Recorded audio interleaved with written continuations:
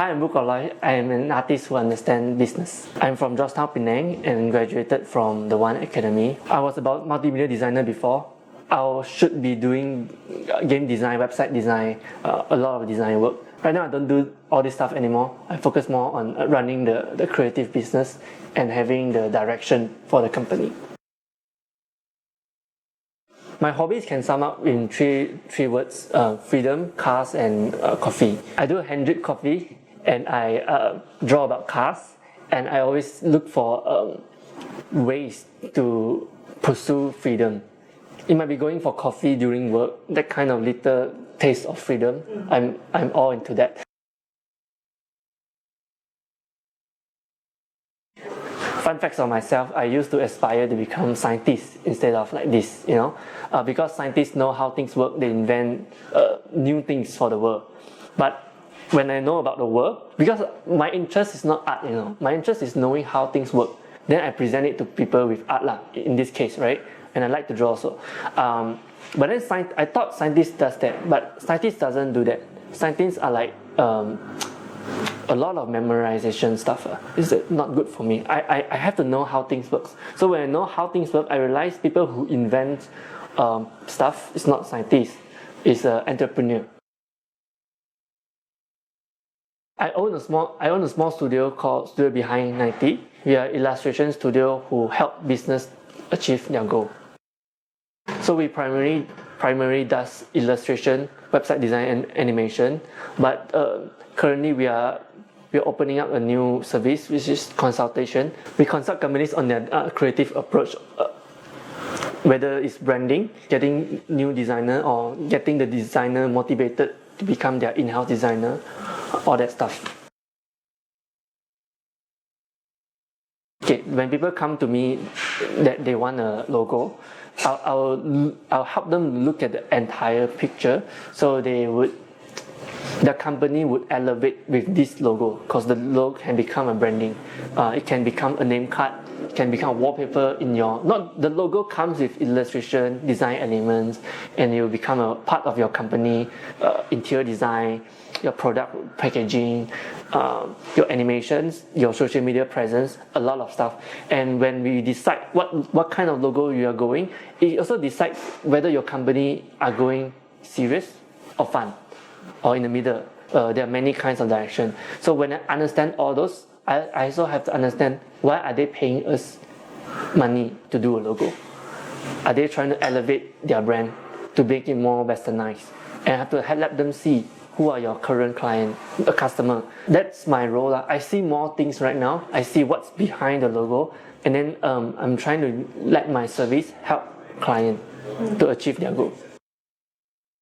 Initially, I started my career as a designer, and I get freelance to do. I'm essentially a freelancer, and the more freelance I get, until I cannot manage it, then I started a company. So what I have to do is to hire more people and find a partner to do stuff. And then the largest project I managed at time is to start to build up a museum, a local museum. So it was a big project, but I know I cannot manage it myself. So I find a partner to do it together. And because of some complications of the industry, so I don't get as much of a job. So I took the risk to come to KL, and KL surprised me a lot. I can start from scratch again. In Penang, business comes in correlation to relationship and connections. But in KL, people could reach out to you in cold, and it happens to the world. Now that my target would be the entire world, so people reach out to me cold all the time. So when I was in Penang, and I met someone who does AR design from KL, AR app only. Then I see the opportunity that they don't have a 3D designer to put inside their app. So I drove to KL and met that guy and tell them, let's collaborate. That's how I started in KL. I don't know anyone from KL, and I don't have a place to stay and all that stuff. I don't even have a constant business in KL. So what I did is I spoke to that guy, and we have a collaboration going, and I'm burning a lot of cash when I'm in KL to find a place to stay and to go out and meet a lot of new people. So in that sense, these are the only risks I took, starting from scratch in a place that I don't know, because I don't graduated from here. I have zero friends from KL. I take the risk in terms of trying new things and meeting more people, but not the risk of changing the business model. So because we have designers in our company, I cannot just say I'm turning my company into educational platform. But I wanted to become like an educational side of it. I think it's perfect for me to start an educational platform as well. But I can't tell my designer from now onwards we will be teaching people. So that is not the kind of risk I'm taking. In my line, there are so little risks because I'm not investing in my goods, supplies, and raw ingredient. I don't have that. All I have is designers. So trying new stuff is not that much of a risk for me. In order to elevate my business, I have to give up a lot of stuff, and that kind of stuff might be the risk I'm taking. For example, I'm not doing logo design anymore. I'm not doing small business card design anymore. I have to give up that part. But if those are the money-making business, and I'm giving it up, that would be the risk, the only risk that I can see. The greatness of my company is all of my staff has been working with me for more than 3 years, about 3 years. Which in this line, the turnover is quite high. My tips of retaining them is to always pivot the business, always getting something new to do. For example, when we just started, we are doing illustration. Then I tell them every illustrator has to know animation. So they have to take another year to build up the sense of animation. And one of my designer right now, I think she has a talent in producing project. So she is now handling account managing. It means that she has more things to learn and probably gonna stay longer. And I think the secret of me retaining talent is to always learn something new and share it to them so they can know it too.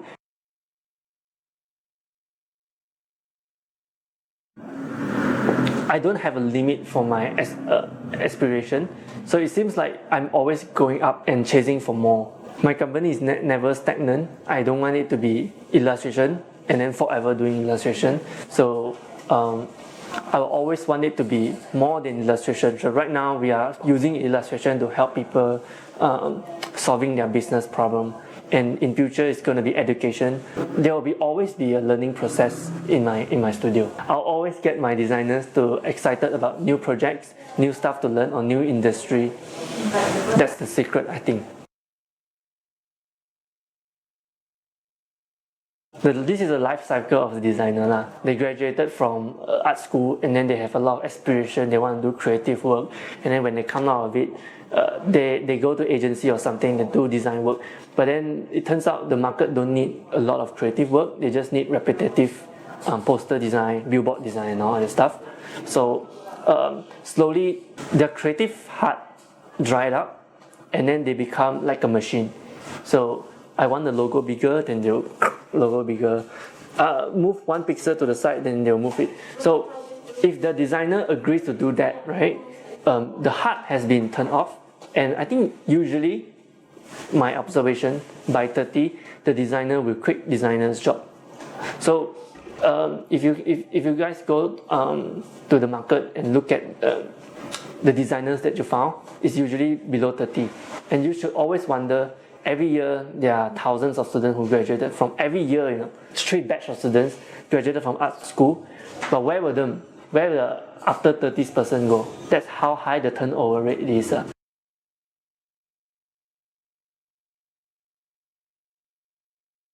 These are some of the tiers that I invented myself. So one is people ask you to change color, you change color kind of designer. And the other one is I want creative design, but then I still give them a safe design and then they like it designer. And the other one is I pay you money and I don't care what you do kind of designer. So those designers are the highest tier, and it's very hard to achieve, and it's like a pyramid. only a few can get there, and usually they are more than 30 or 40s.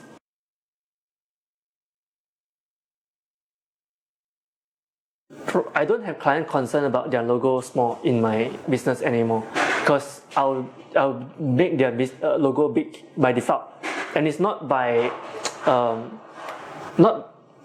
it's not my SOP to make their logo big.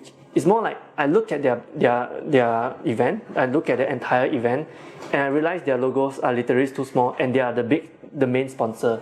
So that's what I will do. I will make their business, their logo bigger, so they don't have that concern. I'll usually do that automatically because I know this is funded by RYSE. I'll definitely do that. I need to help my client also. So I do it automatically. I understand how business works. I understand where the money comes from. So I have to serve the source. So if I'm doing business stuff, I'll be not artist anymore. I'll be doing zero art right now. But if I do the business stuff, my company will grow, yes, but it's not what I want. I will be looking at numbers, profit or not. I will be pursuing profit. For example, if I want to go profitable, that extreme profit, we have to do quantity stuff, meaning no changes on your stuff. Tell us what you want, we do it, done. And then we can finish within a day, maybe $800 within a day, right? Then times 30 is quite an amount. So that's money, and then we have to find a balance point between mass produce and creative lah. So when I first started, I'm basically a one-man show. Although I have staff, so I'm the one who meet the client, I'm the one who manage the issue invoice and talk to my staff and what to design and all, and deliver it eventually. When we are on ground doing all that stuff, it kind of blinded us on the direction.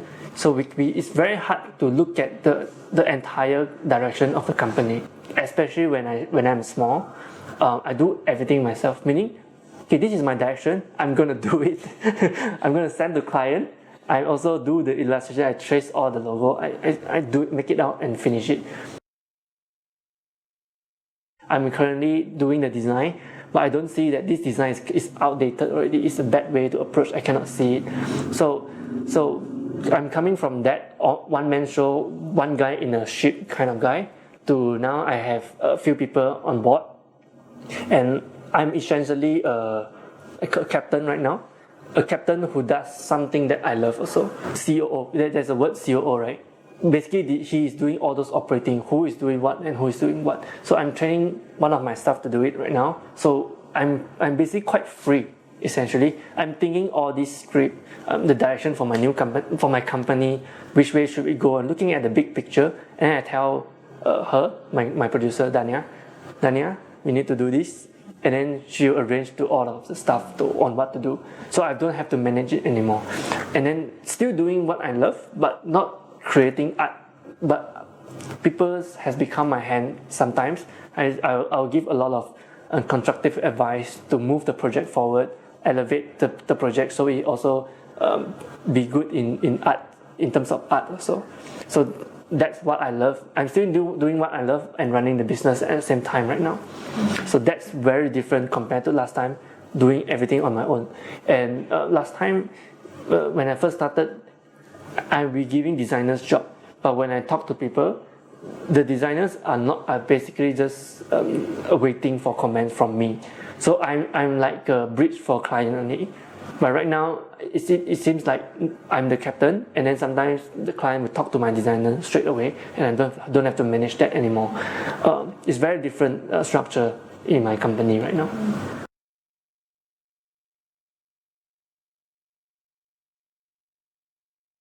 One most important skill for my line as an owner of a studio is numbers. Look at numbers, and if the numbers doesn't work, doesn't check out, you have to pivot and change. Usually people would say, don't give up, have to, as long as you don't give up, you'll make it in the industry. But whoever that's not giving up and still make it are maybe about 2% of the entrepreneur. The rest who doesn't give up, eventually they die or they disappeared. But because we don't see them following the rule of don't give up, We don't know that sometimes fails people also, right? I would say this is the myth of not giving up and always, believe in my idea. I think that's not true. I think that you have to look at the numbers, judge your vision. If your vision doesn't work, pivot. I'm not saying give up the business, pivot and make necessary changes.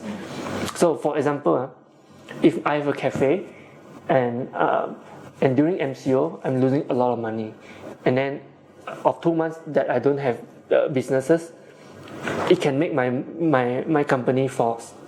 I have to close out my business. Actually, it's a really bad business model already, because without 2 months of income, I don't save enough of cash to sustain the lack of 2 months. Meaning my runway is less than 2 months. It's a bad business model. And because why I cannot save up cash, because of I'm buying too much raw ingredient, I'm not charging high enough, I'm having too much overhead, all that stuff, right? So meaning my business model is not working even before MCO. Then I have to pivot. It's not like I have to stay and continue what I'm doing. It doesn't work like that. If I just keep doing art, right, I don't pivot, I'll end up as a freelancer only. I used to work really, really hard just to afford my staff salary. At the heart, I mean I don't create art anymore. I don't create work that can make me proud right now. To sum it up, it would be the curious mind to learn how things work and then apply it in our life, and then look at everything like a business. Make any decision that can bring us good, not in terms of monetary, sometimes emotional, sometimes relationship, it can be anything, but don't do things that can literally burn maybe time, your youth, all that stuff. Like for example, if I watch a Netflix just for laugh, that would be a waste of time. If I watch a Netflix documentary, that would be good. It don't have to always be educational. Okay, let's say Rick and Morty, technically it's a waste of time. It's because it's just for laugh, but not for me. Their arts are incredible. To learn about their mindset of creating that kind of weird script, right? It's incredible. I watch it many times just to learn their thinking and all those weird creatures that they have created. The designs are, I would say, is out of the world. Creating out of the world design is the hardest because they are the pioneer. Basically, there are nothing in front of you to reference, so you have to create something out of it. It's really, really hard. I can inspire from a comedy. I think a lot of young people in the born in the 90s don't like to be bossed around. But what they don't want is to let other people tell them what to do. They have their own thoughts, and that it's not necessarily translate to a business owner. If I'm a cleaner, I don't like my boss to tell me how to wipe a good monitor screen. I have my recipe. I know how to wipe it spotlessly, right? But I don't want to be told what to do. Does it mean I want to be an entrepreneur? No, because I enjoy wiping screen. I really enjoy it. So don't have to be entrepreneur. Sometimes your genius might be operation guy who tells people what to do.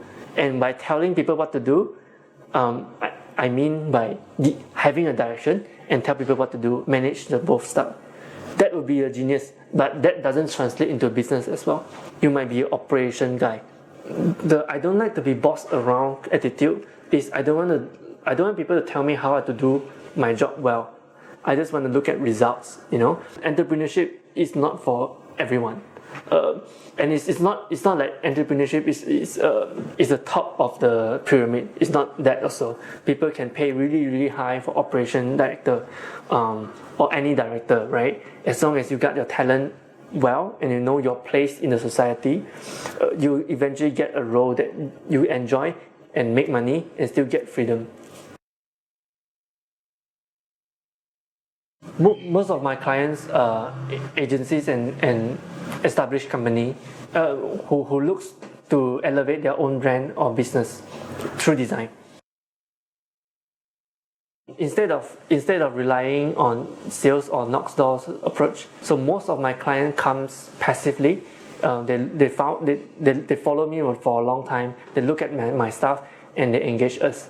So essentially, I have to build trust virtually to a lot of people online. Another part is SEO, search engine optimization, to get people to visit my website, and the website has to, the landing page of my website have to spark curiosity and then click with client. So that's how most of my clients found us. And for example, my largest client is Snapchat from USA, and when they find us, they have to find like illustration, Malaysia, then we are at the top, something like that. I'm currently spending a lot of energy managing my social media presence. I'm trying to amplify my mindset, my way of thinking, of course also my all of my artwork to the audience who follows me, and trying to find the click for all of the audience. I don't have to worry about if I have a location, I don't have to worry about this is a bad location, no one walks into my shop, or I don't have to worry about MCO, no one is going out. So because everything I does is online, and people reach out to me cold. It could be from anywhere of the world. It sounds like the perfect situation, but it also have its weakness, meaning everything is done passively. So during the MCO, I realized that everything I done, there's no guarantee sales. I cannot knock 100 doors and get one sales or something like that. I cannot predict it. If I have a store in a mall, what I can do is I find a good location, although the rental is really high, but it can guarantee customers. In the business world, we often look at predictability. For example, if I spend this amount of money at this billboard, I'll get that amount of customer. If I get this, I get that amount of view, and views can also include in the percentage how many can convert into paying customers. But that's my only challenge, is to I cannot find a predictability in terms of outreach, and then people who comes in, how much they will pay. There are no predictability over there. It's all depend on luck, and luck is us entrepreneur cannot count on, right? We have to control the luck ourselves. This is why in future we are going to do products that are more that can be sold repetitively and we want to build a more sustainable business model that has a multiple source of income and not just one. One is like customized service, another one is a product service, and maybe another one is educational. So that would be my perfect lineup for my business. I plan to start a workshop but eventually to become a university to teach illustrator how to see things in a business way. That's very hard, and I'm currently spending a lot of time thinking about how to make it into a syllabus kind of stuff, because it's very flexible sometimes. Yes. The top sacrifices would be I'm not creating art anymore, so I cannot use art to express my feelings anymore, and I have to look at numbers all the time just to see whether I can survive for the next year, and I have to look at the future of the company. Instead of thinking, am I creating good art, I have to think about more stuff. Which to me is a huge sacrifice, because I'm born to this world to create more art, to create more colorful stuff, or create art that can inspire people instead of thinking about future, right? But to me, as the owner of studio, that's my sacrifice.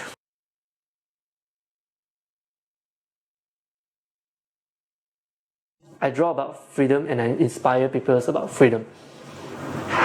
You can see it from my art, those little, not sure, I don't think you guys follow, maybe.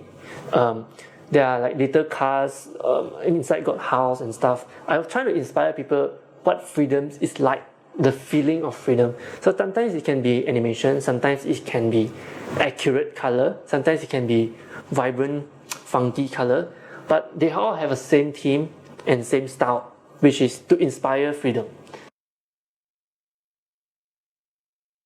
My largest achievement would be winning professionally for World Illustration Award, which is a UK International Award for illustration. What we did was 360-degree illustration. At that time, we are kind of like a pioneer for that, and we wrote a tutorial as well as how we kickstart our business as well, because we get a lot of visitors on that blog post, and in return it actually pushes up in terms of Google search, and that is how our business model get solid, by going fully search engine.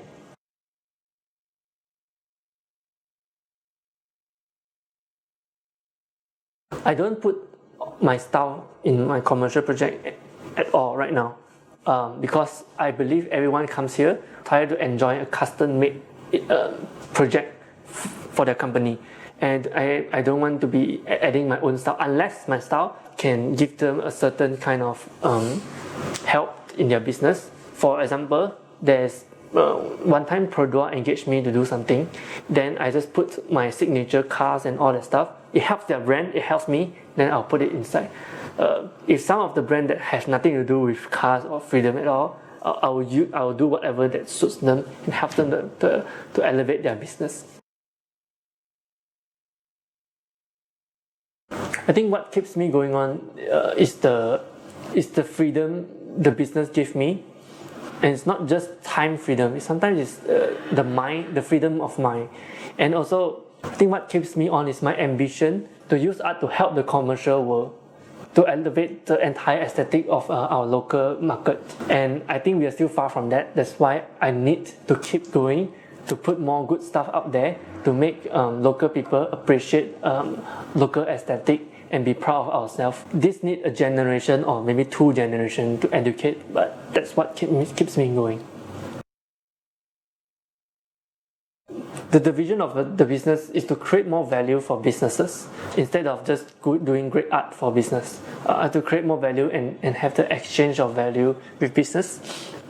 Definitely gonna start up another educational side of our business, and also I hope to do more consultation based project as well, because I realize not everyone wants to outsource stuff outside, right? They are doing everything in-house, but they have this pinnacle where the company is very hard to inspire ideas and more creative approach because they're not doing outside project. They don't know how the world looks like. So I see there's this needs where companies are looking for part-time creative director to help their companies manage their designers or their branding by not doing the branding on myself. So this is what I think where we are going to pivot from in future. You have to find yourself where should you place in this society ship, you know.